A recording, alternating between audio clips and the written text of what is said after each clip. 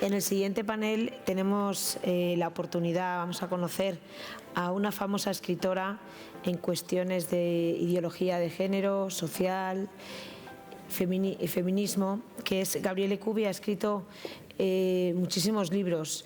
Uno de ellos se llama La destrucción de la libertad en nombre de la libertad, y acaba de presentar esta semana pasada en Madrid La generación abandonada. Va a haber la oportunidad de que firmen los libros y podéis adquirir el último, el segundo, después del debate o después de la jornada. He aprovechado este momento mientras se sientan para recordarlo.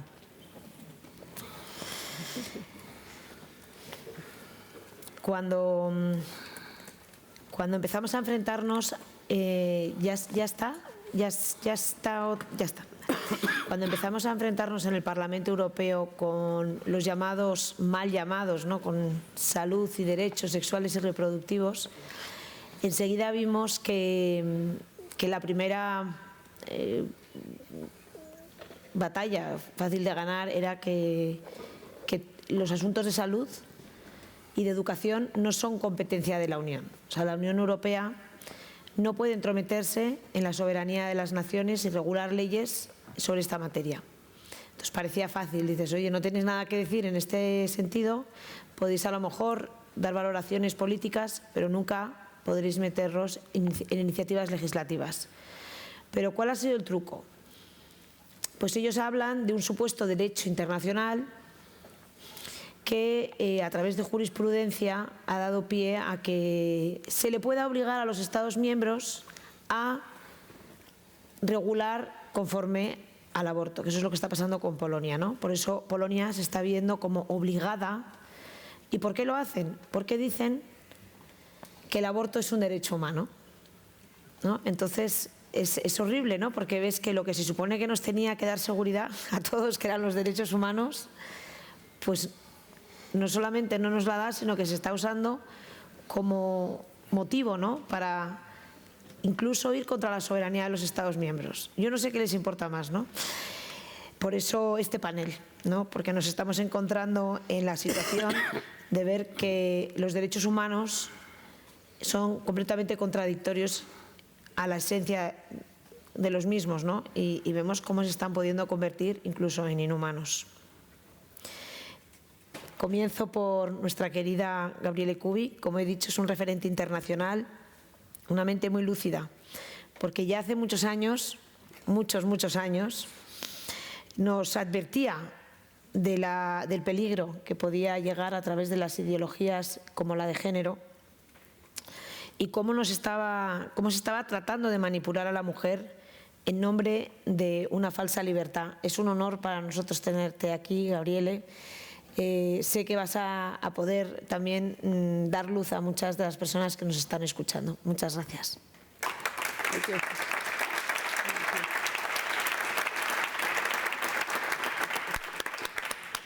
Thank you, Margarita.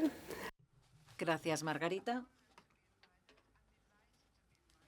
Es un honor y un placer recibir esta invitación para veros en tu segunda casa privada y para ver cómo tú luchas también la batalla de nuestros tiempos desde el corazón, desde el sentido común, porque estamos perdiendo el sentido común y estamos perdiendo el corazón, incluso estamos perdiendo la ciencia. Así que para mí eres iluminadora, reveladora, y me encanta estar aquí entre vosotros y además ver a tanta gente joven, que es nuestra esperanza. He preparado un escrito para leer en 10 minutos lo que puedo. La revolución sexual global de los últimos 50 años solo se ha podido conseguir desacreditando la antropología cristiana en la que los sistemas legales de nuestras sociedades, que eran en su época cristianas, se basaban. Todos los niveles de sociedades han sido objeto de esta revolución que va de arriba abajo y hemos presenciado una espiral hacia abajo de desintegración de nuestras sociedades sin precedente. Los derechos humanos, que son un logro orgulloso de la cultura occidental, son una excepción. es un vehículo, no es una excepción, sino el vehículo más importante de un cambio revolucionario. La Declaración Universal de los Derechos Humanos de 1948 fue el resultado de una guerra entre los representantes de Estado, las distintas religiones, incluidas el materialismo ateísta. El concepto de los derechos humanos, que siguió tras varios años de negociación, se fundó sobre el reconocimiento de los derechos naturales de cada persona en cualquier momento, en cualquier lugar. Al hombre se le veía como un ser de carne y espíritu que solo puede vivir en armonía consigo mismo y con sus seres humanos, colegas, y su mente y su cuerpo integrados en una persona, y si las demandas individuales están subordinadas al bien común. La Declaración Universal de los Derechos Humanos se asociaba a la esperanza de que la repetición de las atrocidades inconcebibles perpetuadas por los nazis y los comunistas en sus se repitieran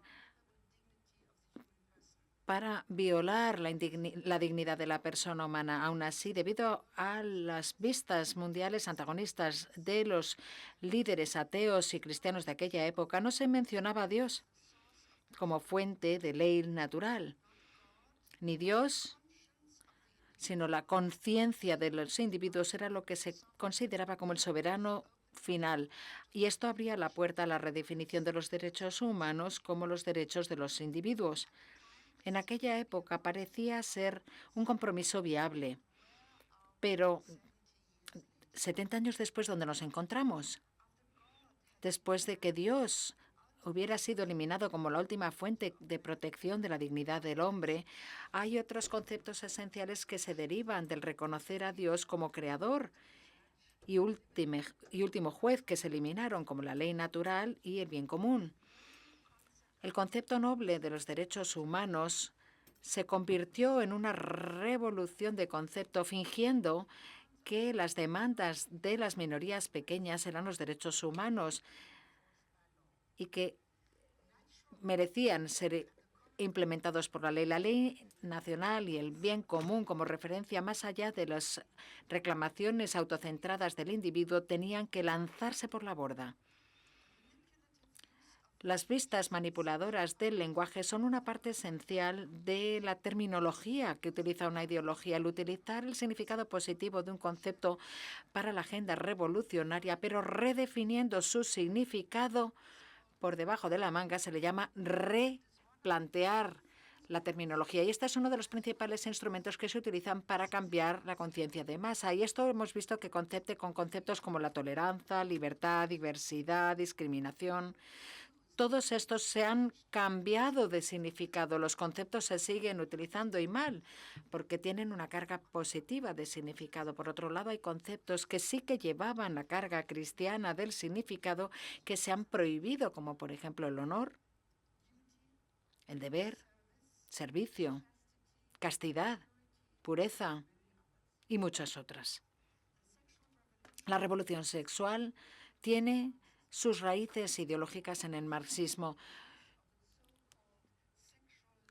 La denominada liberación sexual, Simone de Beauvoir, Alfred Kinsey, Albert Mauthausen, todos esos defensores eran ateos, comunistas, anarquistas, pensadores que vivían en un mundo totalmente liberado de cualquier límite moral. Si nos paramos a mirar en su vida, es un abismo de perversión. El marxismo esencialmente era una serie económica del siglo XIX para intentar conseguir una sociedad sin clases. Proclamaba que la primera clase estaba entre el hombre y la mujer y, por tanto, el matrimonio y la familia había que disolverlo. Aún así, el marxismo no dio las herramientas ideológicas que anularan todas las limitaciones morales de la sexualidad, que es el último objetivo de destruir la familia y la estructura sana psicológica de una persona. La denominada liberación sexual de la rebelión de estudiantes del 68 fue una fusión del marxismo con la psicología freudiana, utilizando el movimiento del feminismo como vehículo social. Pero es ideología de género formulada por Julius Butler en 1990 el que ataca la raíz de la existencia humana, negando la naturaleza binaria de hombre y mujer y diciendo que la fluidez de género entre el hombre y la mujer es un número indefinido de géneros entre los que se pueden elegir. Esta serie, que es singular en la historia del ser humano, puede ser reconocida como cualquiera como una mentira. En cambio, ha tenido prevalencia en toda nuestra sociedad, desde el kindergarten hasta las Cortes Supremas de Justicia. Una fruta maligna del árbol de la práctica de género es la redefinición de la práctica de los seres humanos, de los derechos humanos. Los derechos humanos ya no son una codificación de los derechos naturales que pertenecen a cualquier ser humano en cualquier lugar o en cualquier sitio, sino que se centra en lugar de eso, como he dicho antes, en los derechos del individuo, sin hacer referencia al bien común. Y esto ha hecho que haya derechos no naturales, como por ejemplo el matar al nonato, el matar al ser humano que sufre con la eutanasia, la selección prenatal con genética, abrir el matrimonio a parejas del mismo sexo, negar al niño el derecho, que es un derecho verdaderamente humano, a tener su padre biológico o su madre mediante la reproducción artificial, la maternidad subrogada, la negación del derecho natural humano del embrión a crecer en el vientre de su madre biológica, la elección del sexo mediante atribución jurídica, la introducción de un tercer género denominado diverso, mediante el reconocimiento jurídico de la fantasía de un tercer sexo, tal y como se ha hecho en Alemania, en la Constitución Federal, en 2017. Las transgresiones sacrílegas del orden de la creación, con experimentos transhumanos que han mezclado al hombre y a la máquina y al hombre y al animal. Gregor Pupin, director del Centro Europeo de Ley y Justicia, autor de un libro muy ilustrador que se llama L'Homme de Nature, resume el cambio de los derechos naturales humanos a los derechos humanos no naturales. Y cito, en el año 1948, la naturaleza humana era la que definía la ley. En la actualidad, no hay ninguna naturaleza humana ya.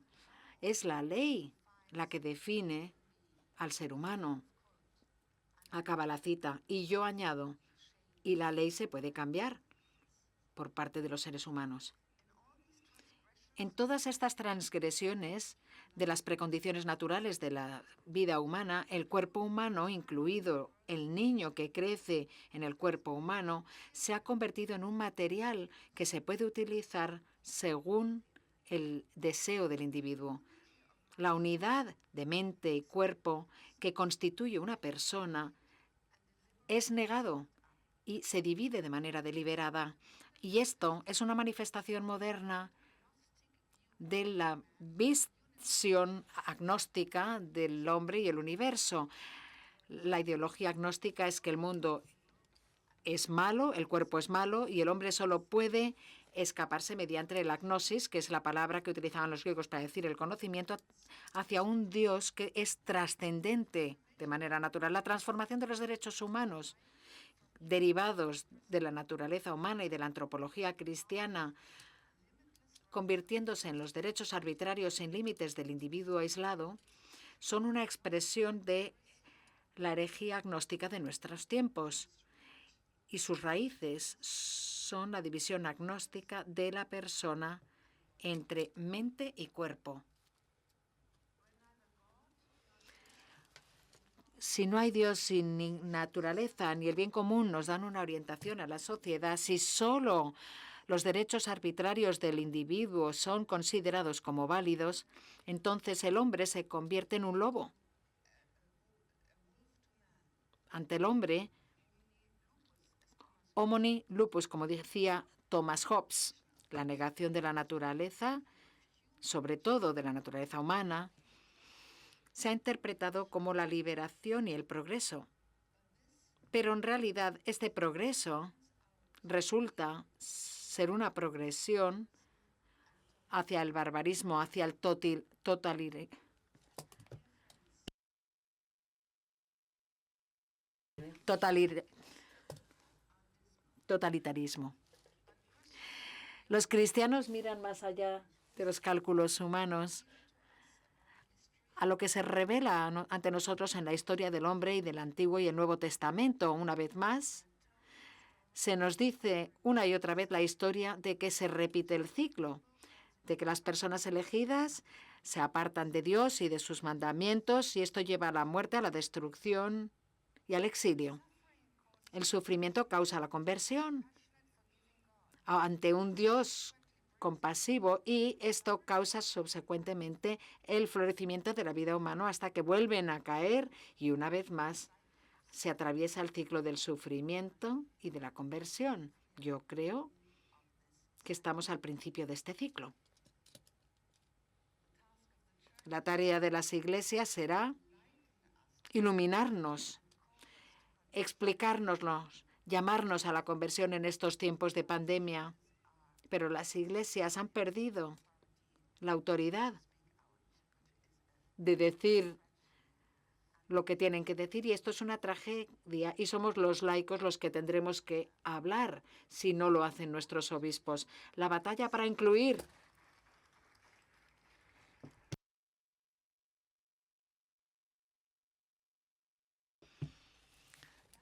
la referencia a Dios en la Constitución de la Unión Europea se perdió en 2007.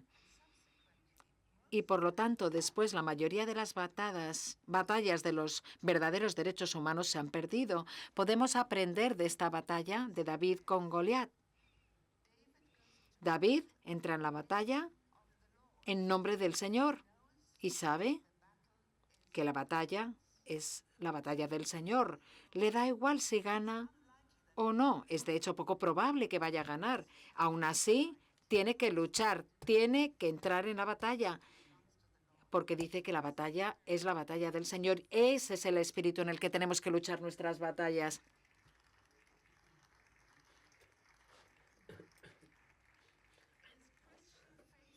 Es la fe cristiana sola la que puede humanizar la vida humana. Yo creo que tenemos que ponernos en pie con orgullo, con confianza en nosotros mismos, ante nuestra fe criada, fidelis ratio, todo a la vez. Todos estos argumentos científicos están de nuestro lado y podemos demostrar que la fe cristiana está unida a la ciencia, no está dividida. Y creo que somos muy débiles como cristianos porque ocultamos nuestras creencias cristianas, y podemos ponernos en pie orgullosos diciendo que nuestra fe es la que ha traído la democracia y la humanización de la vida humana. De hecho, creo que tenemos que regresar a esto, que es un orgullo bien cimentado de las raíces cristianas.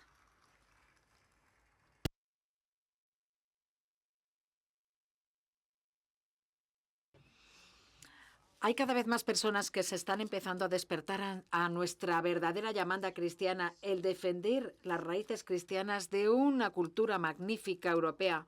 La llamada de este movimiento o este momento histórico es a llamar nuestra fe cristiana para poder servir de luz y de sal ante el mundo. Y me gustaría acabar con otra cita de San Agustín. Siempre y cuando vivamos, luchamos. Mientras luchemos, será indicio de que no nos han vencido y de que el espíritu bueno habita en nosotros. Si la muerte no nos encuentra como victoria, te encontrará como Goliat. Muchas gracias por tu atención. Thank you. Thank you.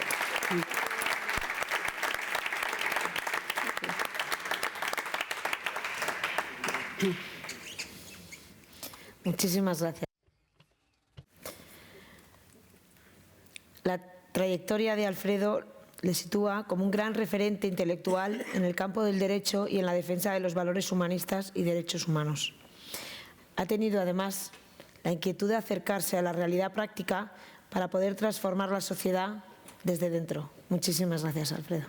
Muchas gracias.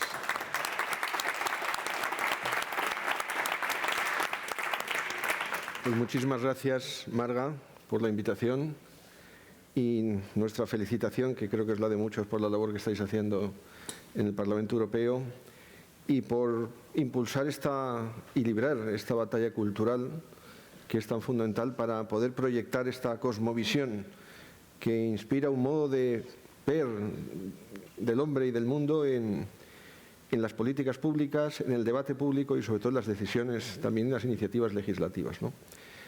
Y que permita superar, y creo que es bueno decirlo también, pues una situación en la que un sector creciente de la sociedad española se sentía huérfano de representación política. Y creo que eso en sí mismo es una perversión. Bueno, pues creo que trayendo a colación el tema de este Foro Europeo por la Vida, que pone en manifiesto el tema de los derechos humanos, el fundamento al final prepolítico y moral de una sociedad política o la capacidad que pueda tener el Estado de modelar a su gusto los derechos fundamentales. Yo quisiera comenzar haciendo un breve recordatorio de dónde estamos y por qué estamos. Y yo creo que es bien sabido que la humanidad hace décadas entra en un proceso de revolución cultural. Pero una revolución cultural que no simplemente es un cambio de hábitos o de modas, sino que es una revolución cultural que tiene una incidencia antropológica. Es decir, que hemos vivido durante décadas una revolución que pone en tela de juicio la visión del hombre y del mundo que arraigada en nuestras raíces y nuestra tradición cristiana. Y eso ha sido fruto de la influencia de ideologías y de otras dinámicas en la historia más reciente de la humanidad y muy particularmente en Occidente. En primer lugar, el agnosticismo ideológico, que ahora diré que guarda mucha relación con la visión de los derechos humanos, que es negar todo sentido trascendente a la vida y al hombre. Y por tanto, el hombre es dueño de su existencia, de la creación y de su propio destino sin límites y puede modelar a su gusto la realidad. No hay límite. En segundo lugar, el relativismo moral. No hay verdades estables ni objetivas, no hay una moral objetiva previa al Estado y, por tanto, lo que rige es el subjetivismo. Y eso lo que permite al Estado es tomar decisiones trascendentes sin límite alguno. Y, por tanto, se siente legitimado a decidir cuándo comienza la vida o cuándo termina la vida. Puede sentirse legitimado a decir qué es familia o qué no lo es, o qué es matrimonio, o si los padres tienen derecho a elegir la educación que quieren para sus hijos. Porque no hay verdades estables que nos precedan, no hay nada sagrado, no hay valores absolutos que nos sirvan de guía o de inspiración en este mundo. Y en tercer lugar, se ha dicho antes también el laicismo ideológico. El laicismo ideológico no es simplemente el anticlericalismo que podíamos arrastrar en el siglo XIX, no. Es algo mucho más perverso.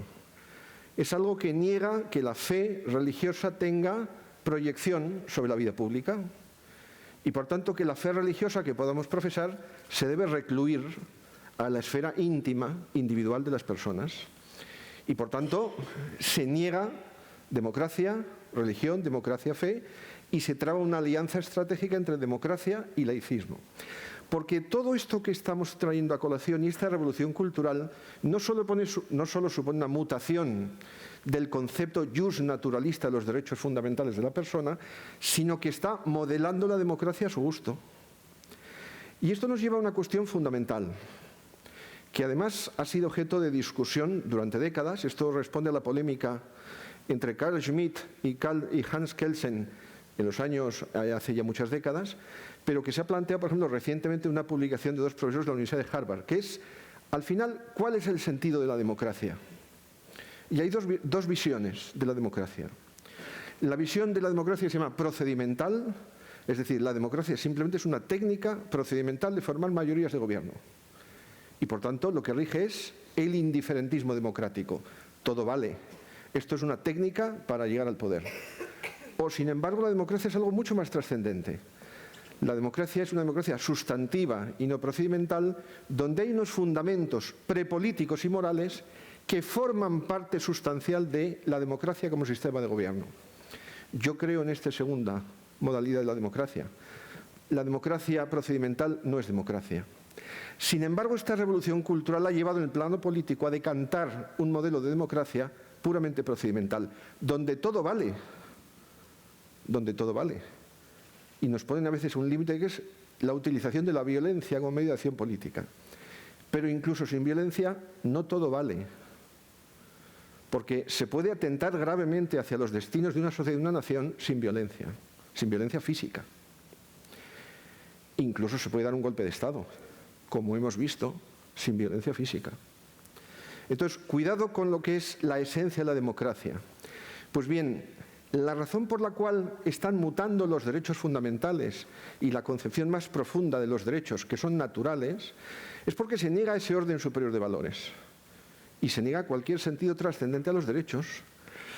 Pues parte de esta batalla cultural que aquí se está planteando y que se formula en términos doctrinales y dogmáticos, pero que tiene que tener una divulgación social y pública, influir hoy en las políticas públicas, en las legislaciones civiles y en las decisiones que se toman por los gobiernos y los parlamentos, pasa por afirmar que la democracia no es tal si no hay unos fundamentos prepolíticos. Pensemos en lo que ha sido la Alemania de Weimar. ¿Es que alguien cree que Hitler llegó al poder por un golpe militar o un pronunciamiento coactivo?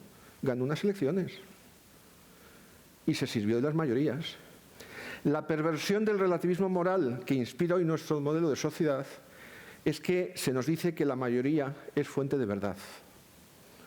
Y por tanto, la mayoría social, la mayoría política, la mayoría parlamentaria es fuente de legitimidad para lo que se quiere hacer. ¿Hay demanda social para la eutanasia? ¿Hay mayoría parlamentaria? Eutanasia. ¿La hay para el aborto? La hay para el aborto. ¿La hay para utilizar el Estado para el adoctrinamiento ideológico a través de la escuela o la universidad? La hay. Pero no nos llevemos a engaño. Esto conduce irremisiblemente, como decía San Juan Pablo II en Centésimos Annus, al totalitarismo. Y se pueden vivir actitudes totalitarias en sociedades formalmente democráticas. Y eso es una cosa que es una amenaza hoy para la libertad, para el bien integral de las personas y para una recta concepción de la democracia.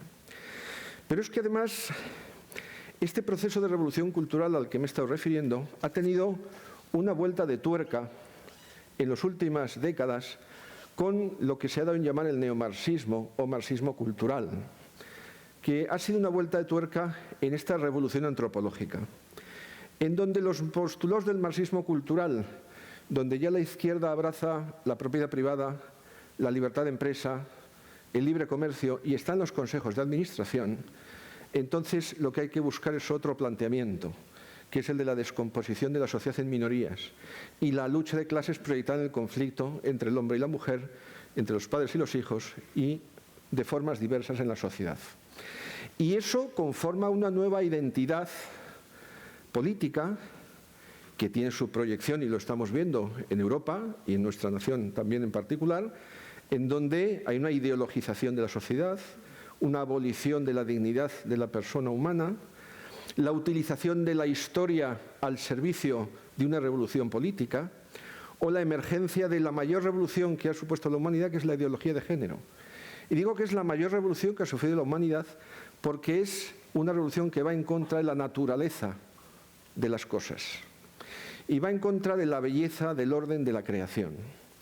Y eso no se puede torcer por ideologías humanas. Pero lo que está inspirando la ideología de género es una fuerte incidencia a través de las estructuras de poder internacionales, Naciones Unidas, las agencias de Naciones Unidas y la Unión Europea, hacer capilar un proyecto de ingeniería social y de nuevo proyecto de ética global, imponiéndolo a través de los Estados a la sociedad entera. Y eso es una gran amenaza para la libertad. Lo hemos vivido los que hemos tenido responsabilidades en gobierno de instituciones educativas, en donde ese es un reto fundamental, que es salvaguardar la esencia de las libertades educativas y la libertad de enseñanza frente a la tentación de las ideologías de imponer a todos un modelo ideológico utilizando los resortes del Estado, cuando al Estado se debe a la neutralidad ideológica, constitucionalmente, igual que se debe a la confesionalidad. Pues bien, esa vuelta de tuerca nos sitúa hoy en nuestro entorno occidental bajo el yugo de un dogma imperante que pretende imponerse y que tiene curiosamente y paradójicamente alianzas de la izquierda con el liberalismo, con determinadas formas de derecha y con el capitalismo financiero internacional en forma de fondos de inversión, que es el capitalismo anónimo que controla el capitalismo internacional, hoy por hoy, como todos sabemos. Ese movimiento de globalización en alianza con el neomarxismo tiene objetivos estratégicos muy claros, que es la abolición de la persona, que es la destrucción de la familia, que al fin y al cabo es el entorno más primario y fundamental del ser humano, donde nace, se cría bajo el amor incondicional y sin contraprestación, o el propio Estado-nación, porque el Estado-nación, más allá de una formulación jurídico-política, es portador no solo de valores, sino de una cultura, de una historia y de una tradición que se transmite entre generaciones y de la que somos depositarios y que tenemos el deber de salvaguardar y de velar para transmitir a las generaciones venideras. Bueno, pues eso es recordar hoy lo que está en juego. Decía el cardenal Ratzinger hace muchos años, en un documento que yo siempre recomiendo vivamente su lectura, que es una nota que se llama Nota relativa a la actitud y el compromiso de los católicos en la vida pública, que probablemente es uno de los diagnósticos más certeros y lúcidos de lo que ha ocurrido en nuestro tiempo, en las últimas décadas, y donde habla de una serie de principios que él califica de innegociables. Principios que no admiten componenda, dice literalmente. Principios que forman parte de una cosmovisión que no es ideológica, que no está al albur de la coyuntura y que forma parte de la convivencia civil de cualquier comunidad humana y que garantiza la paz social. ¿Y eso qué es? Pues es la defensa de la vida humana, desde su concepción hasta el ocaso natural, la defensa y la tutela del embrión humano, el reconocimiento de la familia como una institución anterior y previa al Estado que merece toda protección dispensada por parte del Estado y de los poderes públicos, la libertad de los padres en la educación de los hijos, la libertad religiosa y de conciencia que, como decía el concilio, es el sagrario de la vida del hombre o del corazón del hombre. Bueno, eso forma parte de unos principios hoy en nuestra sociedad que no deben ser objeto de coyuntura ideológica o de lucha, sino que forman parte de la realidad de las cosas, de la naturaleza de las cosas y de algo que ya no se habla de ello, que es de la ley natural, que inspira también el gobierno de los hombres, como recuerda la mejor doctrina. Bueno, yo no quiero alargarme, pero me parece que aquí está el quid de la cuestión. Y esto, fruto del diagnóstico certero, hay que plantear una gran alternativa. Y esa alternativa es política y es prepolítica. Política y prepolítica. Y las dos son importantes y fundamentales. Las dos. Porque en esa batalla cultural que libra Occidente fundamentalmente está el plano prepolítico que hay que sostener en el tiempo, que es la educación, que es la promoción de la cultura, que es la divulgación capilar a través de los medios de comunicación social, y está también el compromiso a través de la acción política. Y en este sentido, me parece que ahí tenemos importantes retos que sean diques de contención frente a la erosión derivada de esta lesiva revolución cultural que contraviene las exigencias morales más fundamentales. Desgraciadamente, hasta ahora, en la sociedad ha estado ayuna de proyectos de impulso renovador, digo hasta ahora, y de energías para impulsar una renovación de las estructuras sociales y culturales. Desgraciadamente ha sido así. Los partidos políticos y el liderazgo en la política hasta ahora estaba huérfano de experiencia, de visión estratégica, de formación, de orientación al bien común. Las universidades y las instituciones culturales estaban infiltradas o contaminadas y la sociedad civil muchas veces ha caído en la tentación de los intereses. Por eso es tan importante que haya minorías creativas capaces de ser fermento en la sociedad y de influir. Y también es una oportunidad, y con esto termino, para dar la batalla por una recuperación de la política.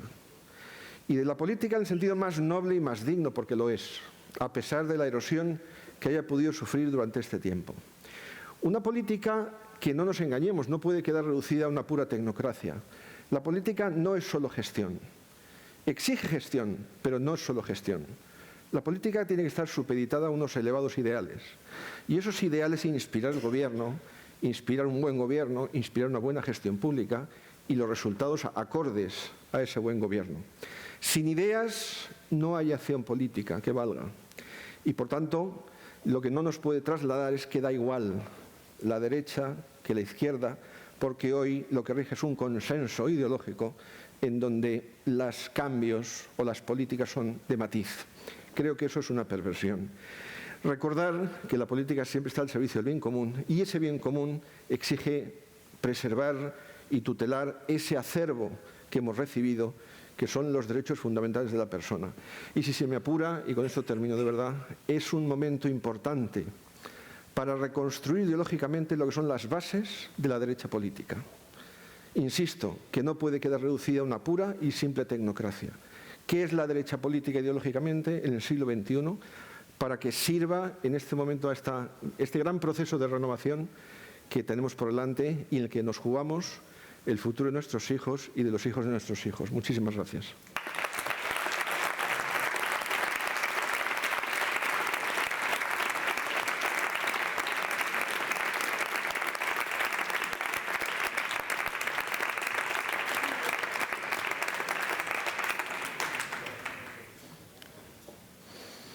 Pues José María Sánchez, encarna la figura de un gran jurista que ha dado el paso a la aplicación práctica en la política. Yo no puedo más que agradecer siempre su disponibilidad para cualquier consulta a deshoras sobre mi batalla personal con el tema de los derechos humanos. Admiro su gran capacidad de trabajo, conocimientos y humanidad. Siempre ha sido un gran apoyo y guía. Muchas gracias, José María.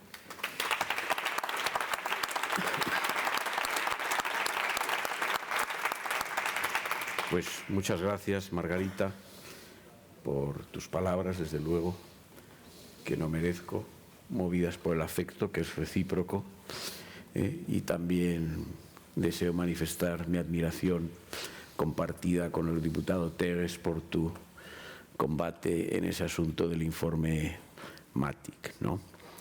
En el que a distancia, pero vibramos juntos en aquel momento, ¿no?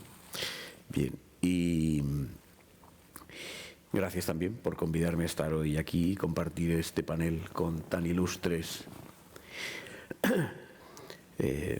conferenciantes como Gabriele Cubi y Alfredo Dagnino. Y también te doy las gracias porque me des la oportunidad de hablar en último lugar, porque de este modo, compartiendo el 90% de lo que ha dicho la señora Cubi y Alfredo Dagnino, pues en algún 10% no voy a estar conforme. Y por lo tanto, como hablo el último, pues lo voy a manifestar respetuosa y amistosamente, ¿no? Yo, Alfredo supongo que lo sabe, la señora Cubi no, yo soy de línea dura, ¿eh? Me gustaría en alguna ocasión ser de línea más dura, pero la prudencia política me indica que no lo sea, ¿no? Bien.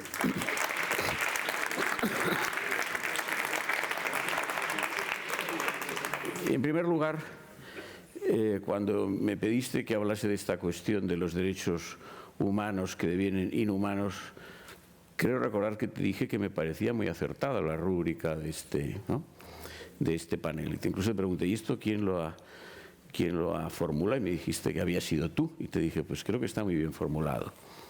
Y con motivo de aquello pensé de que podría hablar. Y pensé en 5 cuestiones por abordar. La primera, que es la que permite ilustrar la cuestión de una forma amplia y general, es una cuestión académica clásica, en fin, yo no voy a dar aquí una lección, ni muchísimo menos, pero que exige tener en cuenta que hay 2 grandes concepciones del derecho natural y, por tanto, de los derechos naturales. Si queremos ir a una summa divisio dentro de lo que sea el justnaturalismo o lo que se llame justnaturalismo, que luego diré que sobre esto hay muchas variantes, claro. Bien, primero tendríamos una concepción cuyo origen se quiere ver en el nominalismo, que es coincidente con el surgimiento del concepto de derecho subjetivo, que en el derecho clásico en sentido propio no existía, Orocio, el racionalismo, la ilustración, en fin, podemos situar el momento estelar de esta concepción del derecho natural en diversas situaciones o en diversas etapas del pensamiento político y jurídico. Yo me voy a permitir partir de Rousseau, bueno, como un filósofo, ideólogo de la democracia, mal interpretado por la Revolución Francesa, por cierto, pero en fin, ideólogo de la democracia, en el que hay una cierta idea de este derecho natural que desde luego no es el derecho natural en sentido cristiano. Porque Rousseau, en el discurso sobre el origen de la desigualdad entre los hombres y luego en el contrato social, a diferencia de lo que habían dicho, afirmado o solo habían teorizado Hobbes o Locke, establece 3 estados de la vida del hombre. Dice, el primer estado es el estado de naturaleza, que sería coincidente con lo que llamaban Hobbes y Locke el estado social. Dice, el segundo es el estado social y el tercero es el estado de derecho, el estado resultante del contrato social. Bien, ¿qué dice Rousseau del estado de naturaleza? Rousseau lo que dice es que el estado de naturaleza es una hipótesis teórica. Dice expresamente que no ha existido nunca en la historia. Es decir, que no es sino el producto de una construcción intelectual que él hace, al efecto de, sobre la base de esa construcción intelectual, poder obtener elementos para combatir el estado de cosas que presenta la vida social que él conoce. La vida social que él conoce dice que es una vida en la que se violentan gravemente los derechos y, por lo tanto, acude a este modo artificioso de combate formulando una teoría, insisto, que no es sino una creación artificial. Eso, por ejemplo, Voltaire no lo entendió, porque le reprochó que hubiera querido poner al hombre a 4 patas, ¿no? Creyendo que verdaderamente esta naturaleza descrito por Rousseau correspondía a un momento de la historia. Y no es así, no es así. ¿Pero esto qué significa? Significa que Rousseau, que en ese momento de la naturaleza, lo que él llama esta naturaleza, concibe al hombre como un ser caracterizado por la independencia, en la que experimenta 2 sentimientos, que es el propio deseo de conservación, es decir, la protección de sí, y la repugnancia hacia el sufrimiento ajeno, y nada más. Lo que dice es que habría que de algún modo recuperar, en sentido impropio, porque no hay nada que recuperar, porque nunca ha existido, habría que crear un estado por el hombre civilizado que correspondiese a ese ideal natural, insisto, ideal en el sentido de, como digo, artificio, creación intelectual. Bien, y con esa finalidad es con la que él concibe el contrato social. Es decir, un acuerdo particular, en el caso de Rousseau, distinto desde luego de los pactos antes concebidos por otros filósofos políticos, del que nacería ese Estado, que se podría llamar Estado de Derecho, no en el sentido actual, sino Estado de Derecho en el que verdaderamente hay unos derechos que el poder garantiza, con la finalidad de recuperar ese ideal estado natural de la condición humana y de la convivencia. Un contrato sobre la base de algo que no existe, es decir, los derechos que caracterizarían la vida en ese Estado de Derecho responderían a algo inexistente, a algo fruto, insisto, de una creación encumbrada pero intelectual, artificial. En definitiva, ¿de qué se trata? Se trata de unos derechos naturales que resultan de una pura operación intelectual abstracta, que no corresponde a ninguna realidad conocida. Y todo es una teoría, todo es una construcción teórica. Nada se asienta en una realidad social conocida, como si examina esa realidad social el derecho público cristiano, que es el que nos aporta la genuina concepción del derecho natural, que es una concepción esencialmente aristotélico-tomista. No voy a entrar en el detalle si la segunda escolástica traiciona en cierto modo a Santo Tomás. Todo esto son detalles eruditos, interesantes, pero no es lo que me interesa. No, el derecho natural de una concepción aristotélico-tomista esencialmente cristiana es un derecho natural que se afirma sobre la propia naturaleza humana tal y como es, creada por Dios, pero tal y como es. No de una hipotética naturaleza que nunca ha existido, que un señor de Ginebra un día decidió concebir.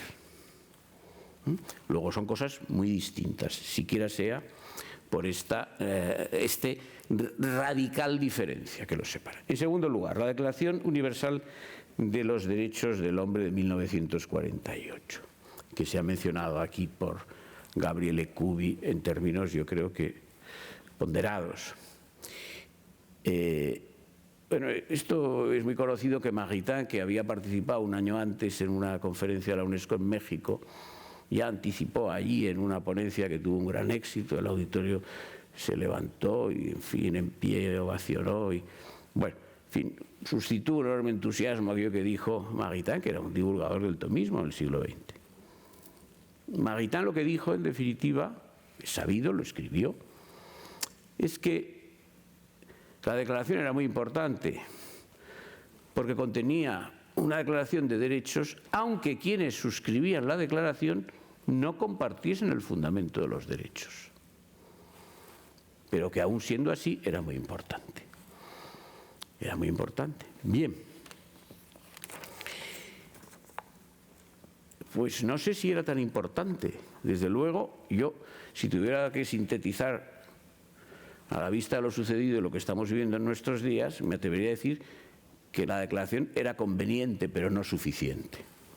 Es decir, cuando se vive en la ilusión de que se manifiesta compartir algo cuyo fundamento no es compartido, esto no deja de ser una ilusión. Y acabamos en la situación presente.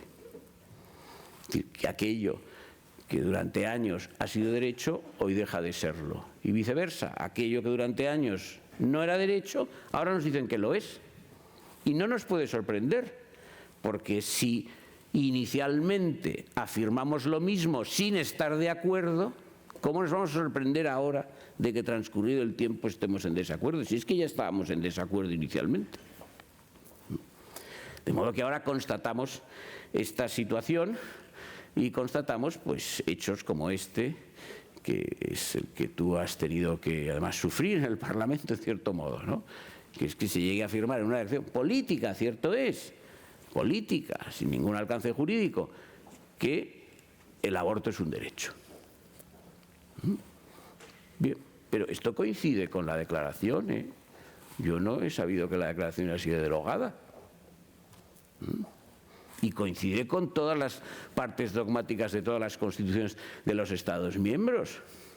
Ningún Estado miembro ha procedido a modificar su parte dogmática o a derogar un artículo, por ejemplo en España, el 15, sobre el derecho a la vida. Esto es así. Bien, entonces, claro, esto nos indica que aquel entusiasmo de Margarita, pues, en fin, no dejó de ser un entusiasmo. Yo debo decir que cuanto más tiempo pasa, más me compadezco con Margarita, porque teniendo siempre, sin duda, una gran rectitud de intención, los hechos acreditan, según se van sucediendo, que todo lo que propuso no se consigue. Algo parecido sucedió con el humanismo integral, en fin, su obra, que es el elemento ideológico nodal de la democracia cristiana, que al final, pues ya sabemos lo que ha pasado con la democracia cristiana, ¿no? Los países en los que hay democracia cristiana son probablemente los más descristianizados, ¿no? Los que ha gobernado tantísimos años, pues no sé cuál es la consecuencia de esto, en contra de lo que expuso en 1964 Margarita en esa clásica obra. Y algo parecido se puede decir sobre algún otro concepto que tú has mencionado, Alfredo, sobre el de laicidad. Claro, la Iglesia Católica en el Concilio Vaticano II se apunta tardíamente, se apunta al postulado de la laicidad. Claro, la laicidad es un postulado liberal en materia religiosa.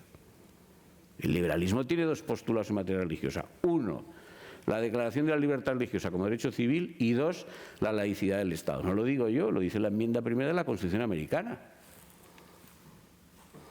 Y entonces la Iglesia Católica, cuando esto sucede, dice horror, no, horror y error, sea anatema. Bien, pasa el tiempo, llegamos al Concilio Vaticano II y dice, bueno, no tanto.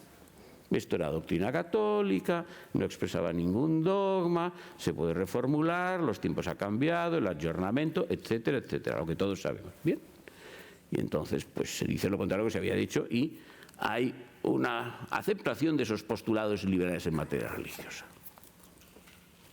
¿Se estará de acuerdo? No se estará de acuerdo. Como no es dogmático, se puede discrepar siendo católico y no se incurre en herejía. Lo digo por si alguien tiene algún temor. Bueno, entonces, claro, pero luego llega el caso Lautzi a la Corte Europea de Estrasburgo y entonces una madre italiana dice, me niego a que haya crucifijos en las escuelas católicas. Pero es que la República Italiana es laica. Y entonces, vamos a ver, la pretensión de esta señora, nos guste o no, es coherente. Si la República es laica, ¿por qué en las escuelas públicas de una república laica hay símbolos religiosos?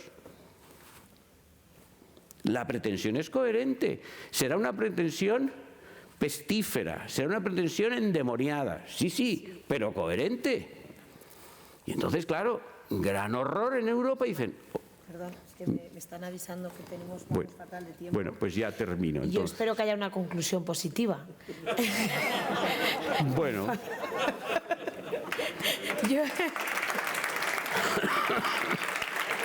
¿Me das un minuto para concluir? Sí, positivamente. Vamos a ver. Sí.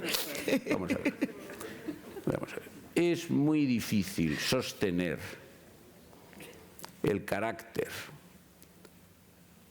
natural o fundamental de los llamados derechos humanos si se les priva un fundamento trascendente. Y todo lo demás es movernos de nuevo en una cierta ensoñación ilusa de compartir cosas que en realidad no se comparten. Y por último, y concluyo, positivo es que la acción política tiene que estar orientada a conseguir precisamente, como se ha dicho, lograr persuadir al pueblo, a las naciones, de que efectivamente lo que se está diciendo es defendible. Y que es defendible desde un punto de vista que, siendo el de la fe, cuidado, sin embargo, no precisa necesariamente de la fe, sino que existe lo que se llama la racionalidad o la razón natural que permite defender ciertas cosas. Y esto hay que transmitirlo y esto necesariamente se hace desde la acción política. Nada más, muchas gracias. Muchísimas gracias.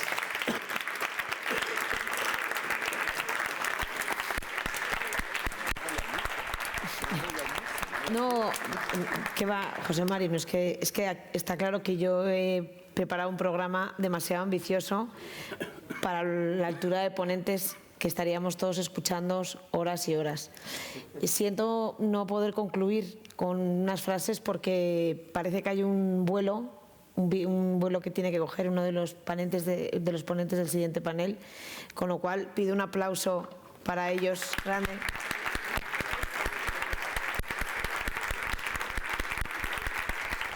Muchísimas gracias. Muchísimas gracias.